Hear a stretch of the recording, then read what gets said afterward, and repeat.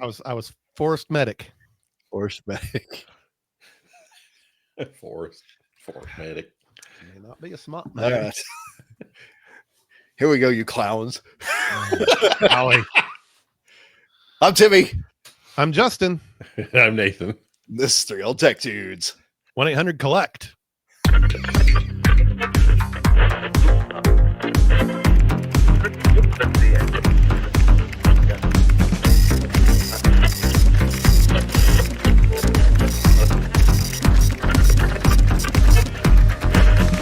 Caught me with that. Is that still a thing?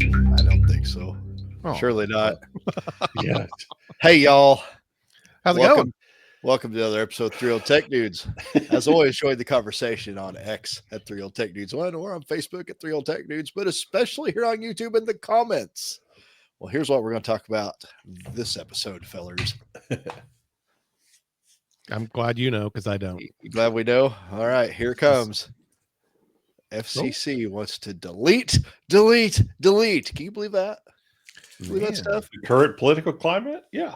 Yeah, What? probably. Yeah. So let's dig into this a little bit. So the FCC has opened a docket, apparently across the entirety of the Federal Communications Commission, that literally says in response, I guess, reply, delete. That's the name of it. That sounds about right for the federal government right now.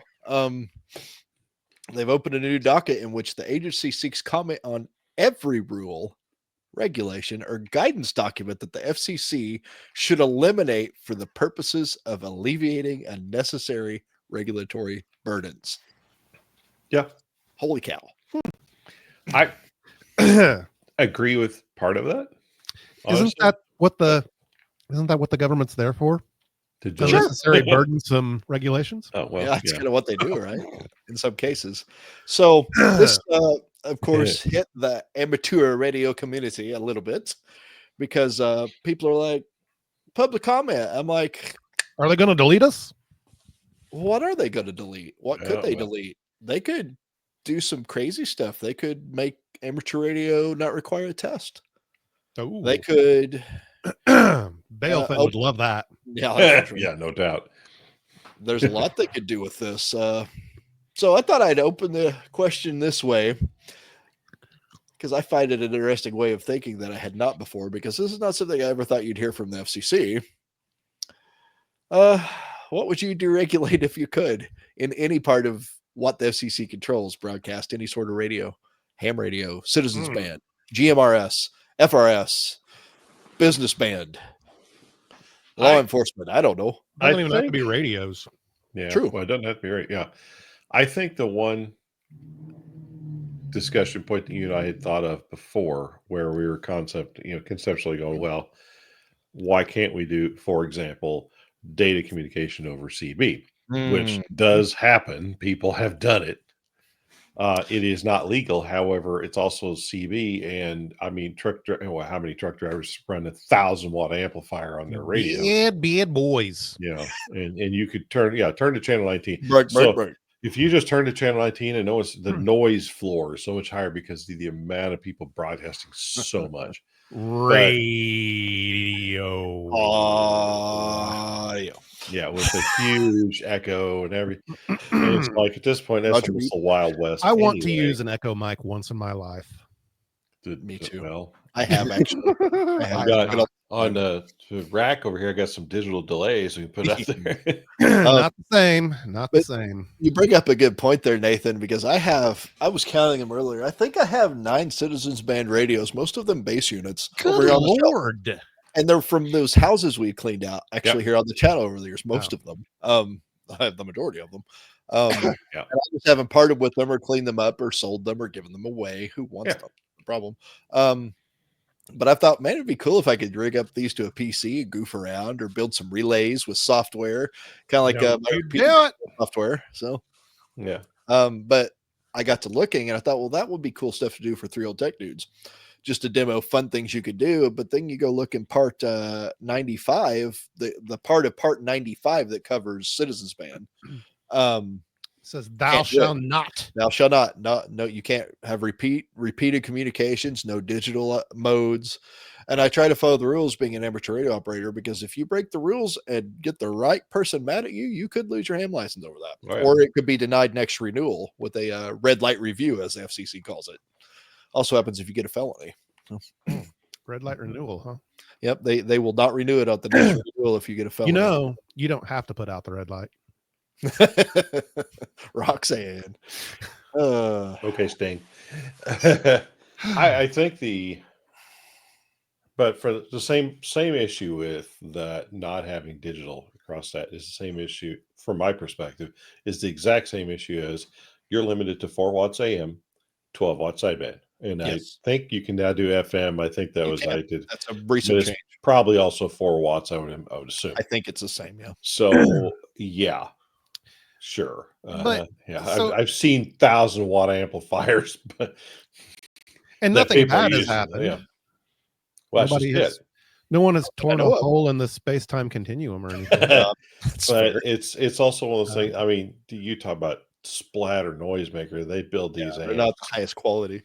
But here's the thing. Do you think that what we're talking about now are just augmenting or changing current regulations? I don't think Or that's it what this is. Like, I think they would want to deregulate some things and get rid Well, of this would be taking that out. So where it says you cannot, this would just eliminate that line. So But why keep the wattage limits on Citizens Band, for example? Why do it? So many are breaking that and they're not finding them.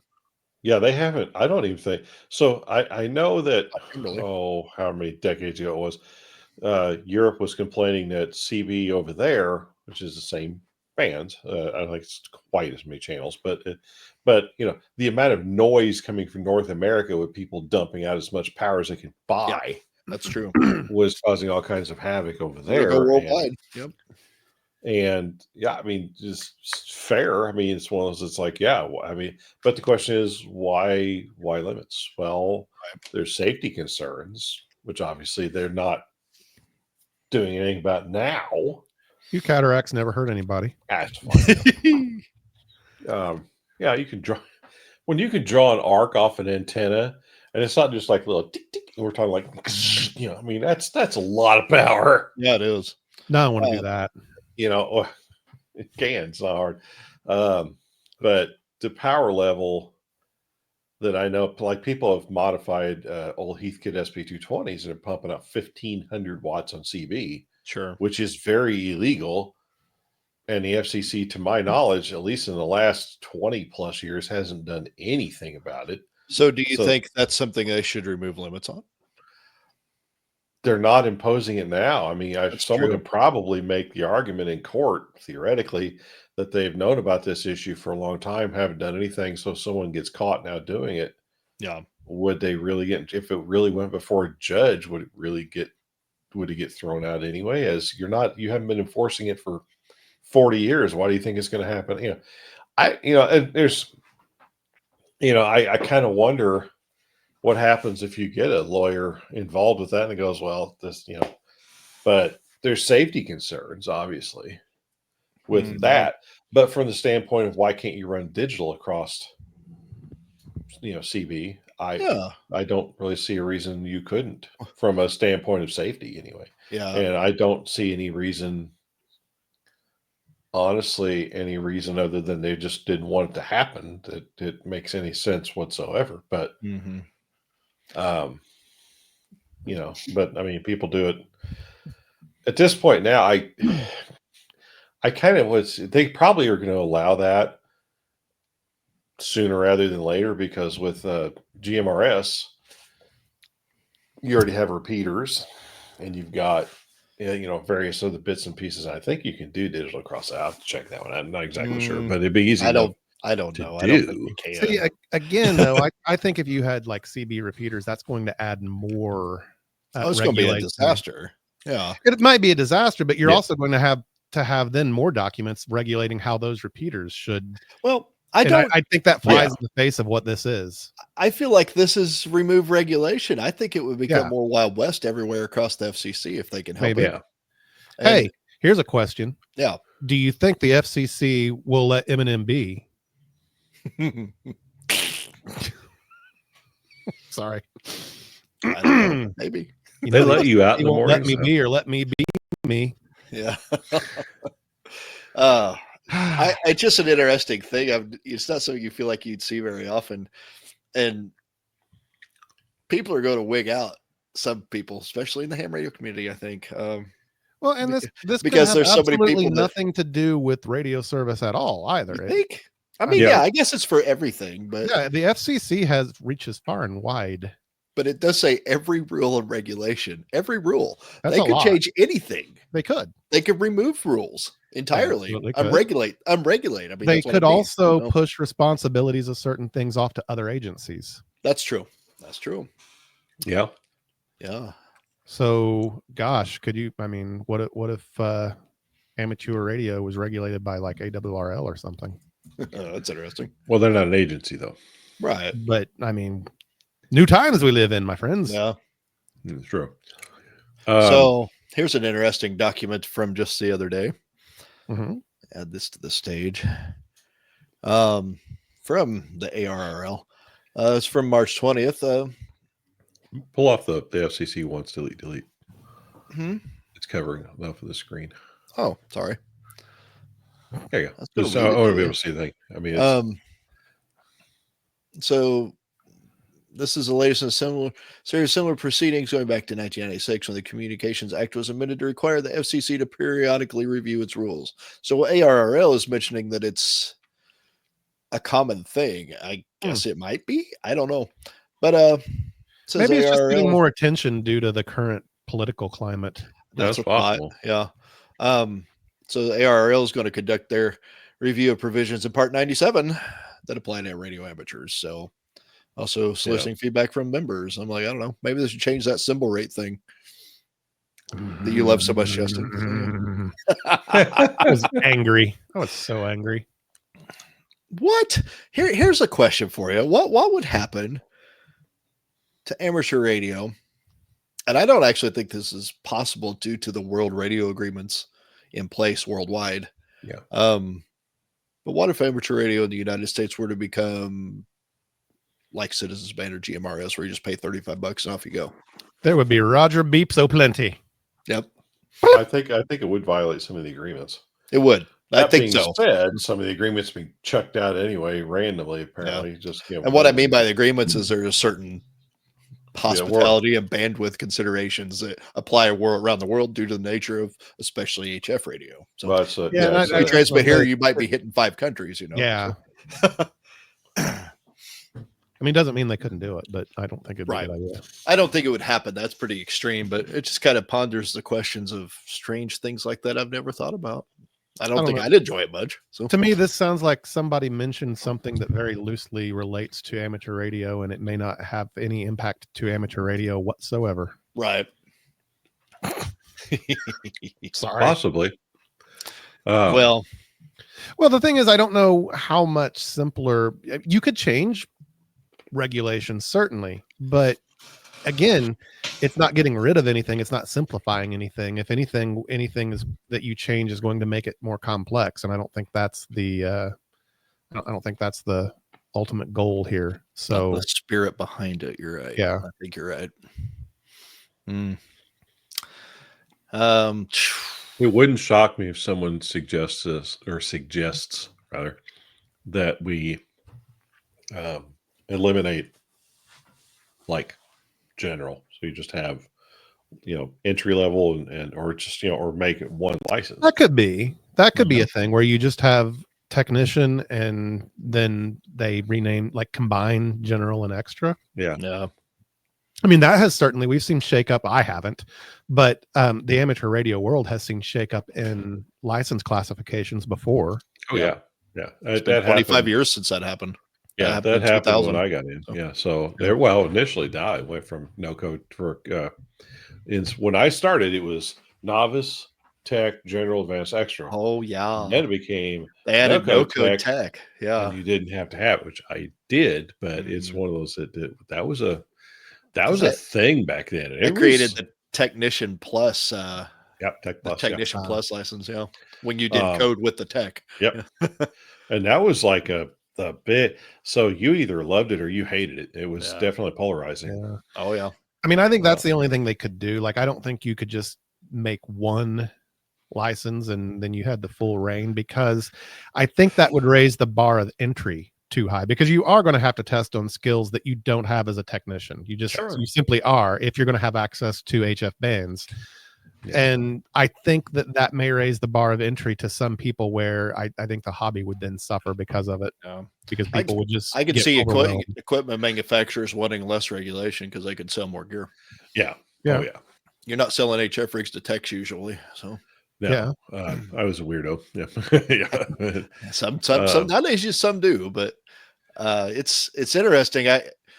You haven't heard talk of any change in license classes. I have experienced. I got licensed in the 5 or 6 license class era in 1998, Yep.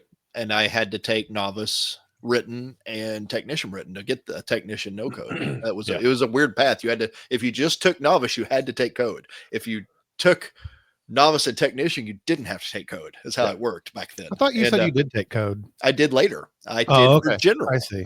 Actually, see. yeah. In 2000, they limited the classes. They did away with novice. They did away with advanced. That was a license that sat between general and extra. And it just kind of was the same stack. It gave you more, bands, and some of the advanced guys were proud of that advance and have kept it on purpose because they continue to grandfather it with your renewal. Yep. So there's still advanced guys out there that haven't that tested, before 2000. And they also cut the code speed requirements, because when I was licensed, it was like 5 words per minute for novice, 10 or 15 for general, 25 for extra. 20 for extra. 25 word per minute. Yeah, 20 extra, 10 for 12. I think Honestly, the code kept me away from general for a long time, but in 2005, I finally thought I could do this, and I borrowed some CDs from a club member actually, and listened to them, and was able to copy. So, it was long enough ago. I took the test, and the test that the VEs gave me was on a ARRL cassette tape, so you had to copy what it said on a piece of paper. When I learned it, it was I learned it on the Tune In the World audio cassettes. Yeah, and I passed it. They said I passed with 27 word a minute. I was proud of that. So copy. Nice. So, and it was all I had to pass 5. So, yep. But then in 2007, they reset the licenses further and did away with the code element. So that happened 2 years after that. So yes, I did have to pass code. Still a big, like, their guys still ticked off to this day about that, and it's been gone for. Comes back. No codes. Yeah, sons of guns. Yeah, but I'm just kind of like not real hams. Well, there was a guy, I can't remember who it was. I'm sure he's gonna watch the video and go, "I was me," but who came up to me? I said, "Well, my son just got his tech. He's licensed hand," and he looks at me and goes, "You gonna teach him code?" My initial thought was, well, I mean, if he wants to learn it, that's fine. Is a hobby thing? Sure, go for it.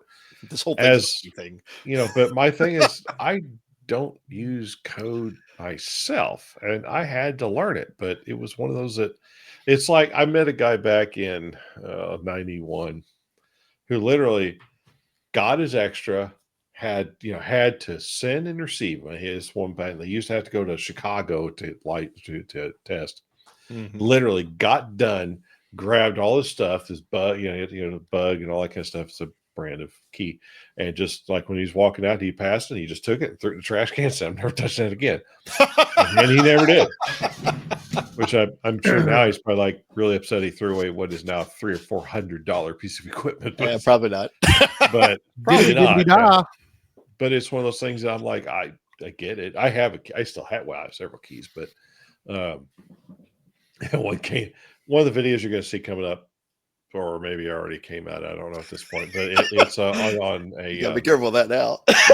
on a radio receiver that I made. It's a kit thing anyway, and in that kit, this probably will be after that. Yeah, in that kit was a Morse code key, and I show the key. Yep, which I thought was kind of funny. It actually came with one, sure. And it's not a bad if you just want a straight key. It's not terrible. It's not a bug. A bug is nicer, but I'm gonna get some hate for this, but I kind of want a straight key for a desk ornament. Do you want one? I don't think you'll get hate for that. I mean, I'm not going to use it, but I've got 1 or 2 or 3. You have 1 or 2 or 3 of everything, That's his thing. like of known to man. Not that much. No, wait, I forgot. There is a ban on accordions in your house. Yes, no accordions. No Yeah. accordions. When my son walked in with a banjo, my wife looks up and goes, "No accordions." That kind of actually ticks me off a little bit because I kind of want to play with an accordion, but not enough to buy an accordion. Right. No. Yeah, I thought it was funny when she said that too. We're like, what? So hey, if you own an accordion and want to send it to us, Which has a lot to do with this FCC docket. Send us a Justin. Yeah. Well, now you could play the accordion on broadcast radio. And They could do away with the regulation of music on ham radio.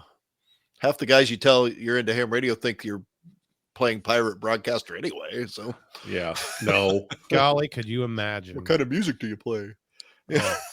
Morse code. Yeah. So So yeah, it remains to be seen what will be in this docket, but it may just be a sign of the wild political world we're in. So we'll just leave it at that, I There guess. could be nothing that comes of it either. I mean, well, that's that's possible. You kind of wonder though, because it's like right now asking that question is a very loaded time and probably not the best time to ask that question. Yeah. But I mean, it's just a roller coaster, man. We're along for the ride. Oh boy. Seems like it. That's true. You can either sit there and pee your pants or you can go, whee! Your choice. Yeah, only those 2 options. So if you want to comment to the FCC on the ULS, I think it is, you can actually add your comments to these things.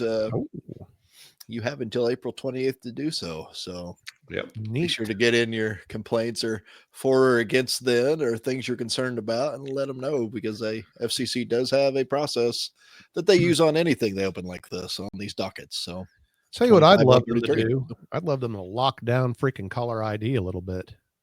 Oh yeah, it'd be nice if they would like block incoming calls from. Tired of explaining to some random meemaw that I did not call her. Poor meatball. Or how about go after call from this number? Who is this? None of your business. I didn't call you. Didn't they determine at one point like all that was coming in, like one phone company was allowing that in? Probably. No, they all allow it. Like I can do it from my phone system right now. That it has a legitimate use. So let's say I have my phone system set up to forward calls that you call when you call it to my cell phone. Yeah. Mm-hmm. I want to know who's calling me, not that it's a forwarded call. Yeah. So my phone system can change the caller ID to be your number so that I know, oh, Nathan's calling me. That's the legitimate use for being able to manipulate the caller ID data stream. Yeah. Right. It's misused by telemarketers and scammers, and they will just pick a random local number because, everybody ignores unknown caller now. Oh, yeah. Right. So it will at least look like a local number. So people are more prone to answer those calls because, oh, well, this is, my area code or my area code and prefix. Well, now they tend to, even local ones are now coming up with like probable scam or potential scam or whatever they call it. Yes. So there is a authentication that one can do. Yeah. Not every voice provider does it. The name is escaping me right now. I know it because I have spent intimate time figuring it out. It's horrible. But dang, what is the name of that regulation? Anywho, one you don't want to see thrown out or deregulated for sure. No, but it helps with now the flip side of it is if you do have a smaller VoIP was really bad about not being in compliance with this for a while. It will flag your call as spam on like mobile devices a lot of times. So the company that we used at work was slow to adopt it. Or the company we used to use at work was slow to adopt it. And there was a couple of weeks there where our numbers were being, when you would call it on like an iPhone or an Android, it would below the number, it would say potential spam. Sure. Because they were not doing that certificate exchange. Yeah. Interesting. But there's nothing to stop you from doing it. But yeah, that's how it started to help with the potential spam thing. Yeah. But it's still not perfect. Right. I don't know. I would almost just assume they disallow it altogether, and I would deal with not knowing that it was you that called me if it was a forwarded call. Yeah, that's fair. Because honestly, today nobody forwards calls. Everybody uses like a soft phone type solution for any kind of enterprising type thing. So yeah, for sure. I feel like that's a moot point, really. Like, okay, you can't change the caller ID. Who cares? Yeah, right. It's interesting. Yeah, that seems like kind of stuff they could work on, but yeah, they could deregulate some of the broadcast stipulations. So those got really hot and heavy right after what year was it that the Super Bowl had the wardrobe malfunction? 2004. 2004? Yep. The regulations got a lot stiffer then, or there were a lot more of them. Funny enough, that actually introduced a lot of regulations to broadcast radio, which I found odd because it was like that has nothing to do with radio, but I think it was just an opportunistic type thing to enact further control. Some of that could be laxed. Some of it already has, I think I've noticed, but I'm a big fan of, there's a syndicated morning radio show that started here in the Indiana area called Bob and Tom. And of course, it's a little salty, the program, a lot more.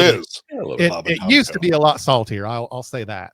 The Electric Amish. Yeah, Orange barrels. They're still on there. They still play their stuff. But yeah, back in like the 90s, it was when I was listening to it, it was a wild time. There was a lot of like you spit your water out and go, I can't believe they can say that on the radio. Yeah.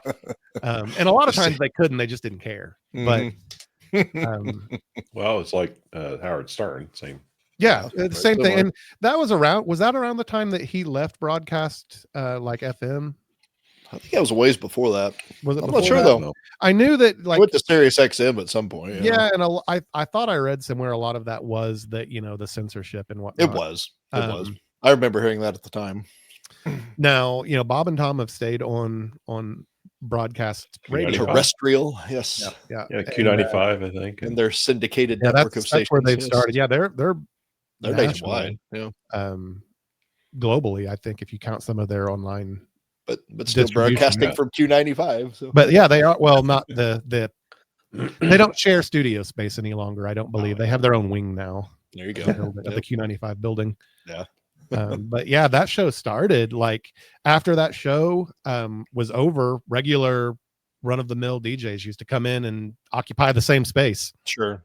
Yep. So, but anyway, after the 2004 regulation crackdown, that impacted them quite a bit. There were a lot of their bits they were not allowed to play at all, or they had to heavily edit them. I assume that's because they fined CBS billions of dollars after the Super Bowl. That was kind of an unprecedented fine that was issued after that to a broadcast. May have also been when they regulate, and I think there's a regulation that stipulates that there has to be X number of seconds delay on any broadcast. Now, what was funny about that was Bob and Tom had done that for years. They had a dump button, which is what it's called in radio land. I don't know if TV calls it dump or not, but if you say something that you shouldn't, there's a button that you can hit that will just blank out the audio for 15 seconds or so. And it's that delay. So you say it, you hit the button, and then it kills the outgoing audio. So what you said never goes out. Yeah. I've actually heard that used on Bob and Tom fairly recently, actually, by one of the regular hosts. So every once in a while, even though they've done it for years, they'll still slip up. And yeah, so there are a couple of them that have access to the dump button. I believe like their producer has access to it, and then one of the guys in the studio has access to it, where they can just smack it and dump the audio. Oh, man. But anyway, the FCC required that on live events. I do believe. I think there's an actual regulation about that now, so they could lax up some of that. I mean, probably like OBS comes with a standard built-in like 10-second delay is like always in there. Right. You have to tell that not to do it if you Yeah. don't want to do it. So I suppose, you could look at that or just lessening some of the restrictions. There could not be any type of like implied innuendos. I don't believe in a lot of, at least the bits on Bob and Tom, which was what, hurt them a lot on some of the content that they used to play. Yeah. It wasn't that they said anything specifically, like they minded their P's and Q's as far as the words they weren't allowed to say, but there were a lot of implied things. Yeah. So And they were not allowed to do that any longer. So they could get rid of some of that regulation because we were just fine with it before 2004. Right. And when you look at how a lot of people are consuming media mobile now, they're either using streaming or satellite, which are both pay services. So those regulations don't apply anyway. Right. Not even a little. Yeah, it's a lot different. So it's like, are we really doing? I mean, I don't know. I've always been a big supporter of, if you don't like something, turn the channel. Sure. Yeah. I don't know. That's because that's it's reality. I mean, if you compare the amount of people listening to a radio station, specifically, even a bigger one, compared to who's streaming music from like Spotify, I'm sure it's probably millions to one ratio. I mean, it's probably just absurdly, more.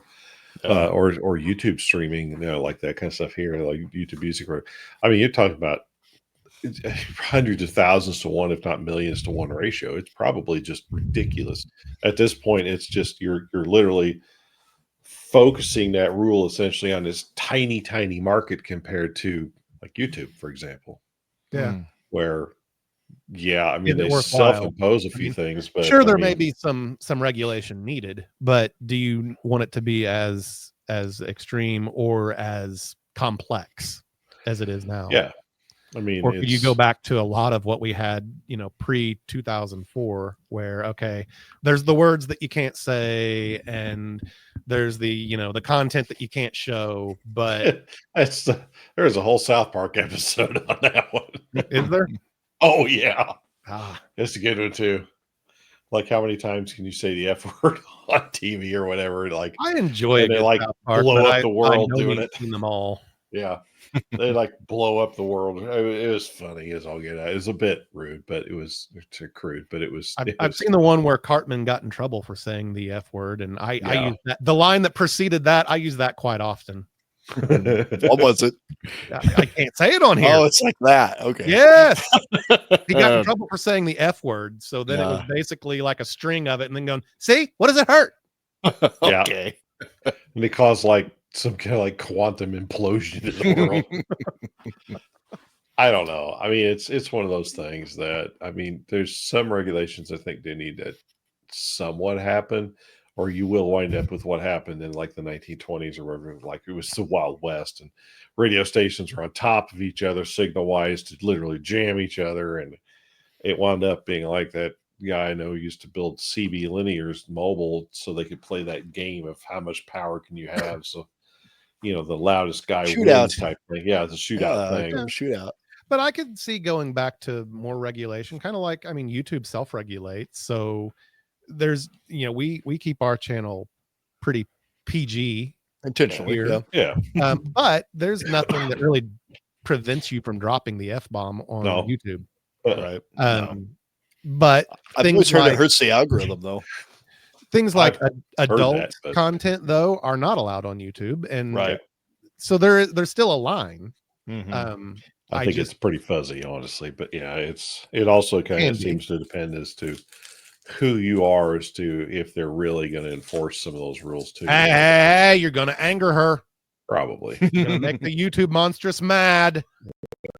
She is awfully closely related to the Google monstrous. Indeed. Well, yeah, it's like her mommy same or something. company. Oh man. Well, fellas, any other thoughts on this? A lot of good discussion. Indeed. Now, it'd be interesting to see where it winds up, I think, eventually. Yeah. What do you think, viewers? We need to name our 3OTD crew. They could be like the 3OTD Army or something. Anyway, the Army. Think of that. Yeah. I don't know. Uh-oh. Now I really made it mad. Google monstrous. There it goes. Oh, there it goes. No, the video game behind me. Oh. There we go. Whoop. It's happy again. So Power yeah, power supply issues. It's the life of an arcade machine owner. Oh, FCC ought to fix that. Oh, wait, that's not right.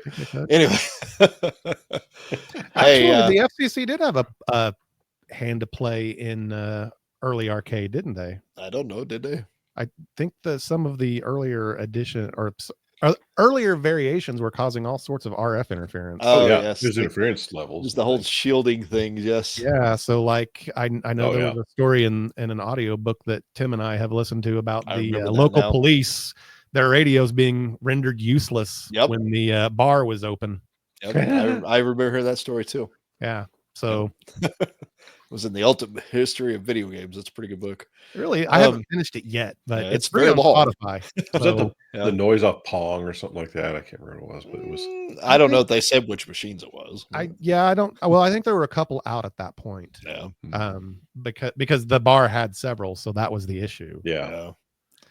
Well, So yeah, the FCC plays a role. Will be interesting to see if anything at all gets changed here. If it's just a scary docket that hit the ham radio channels, so to speak. No, So, hams would never get fired up about nothing. they're going to Oh, take our right. frequencies. That's Anyway. it. Steal our jobs. Another Ah. South Park reference. Oh, it's like I find jobs on ham radio, but a handful of people have, but not very many. Yeah, So I don't know. yeah, be sure to drop your comments below, everyone, and your thoughts. Yeah. Appreciate you watching this episode. Come Yeah, back if there's and something watch you'd like more. to to see canceled, Yeah. let us Any, know. Like us. Yeah. You have no power here. Yeah, Anyway, yeah. Be sure to so hit they us on. flesh wound anyway.